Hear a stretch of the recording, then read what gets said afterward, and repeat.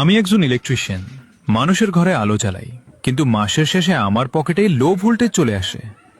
সকালে কাজের জন্য বের হই হিরোর মতো, আর সন্ধ্যায় বাসায় ফিরি মোবাইলের 1% চার্জের মতো। সারাদিন সুইচ, সকেট, ফ্যান আর তা নিয়ে যুদ্ধ করি। কেউ বলে, ভাই এটা 5 মিনিটের কাজ। তারপর দেখি সেই 5 মিনিটের কাজেই 2 ঘন্টা শেষ। বৃষ্টিতে ভিজি, রোদে পুড়ি, তবুও হাসি মুখে কাজ করি, কারণ জানি আমার ঘামের টাকাই পরিবারের চুলায় আগুন জ্বলে। জীবনটা সহজ না, কিন্তু মজার একটা ব্যাপার হলো আমি অন্যের বাড়ির সব লাইন ঠিক করি, শুধু নিজের ভাগ্যের লাইনটা এখনো খুঁজে পাই নাই। তবুও আশা ছাড়ি না। একজন ইলেকট্রিক মিস্ত্রি,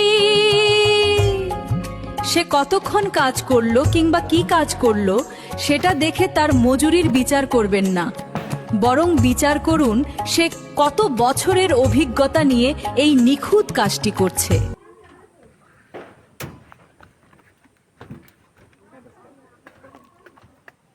হ্যান্ডেল না, ও না, তো যাবো না।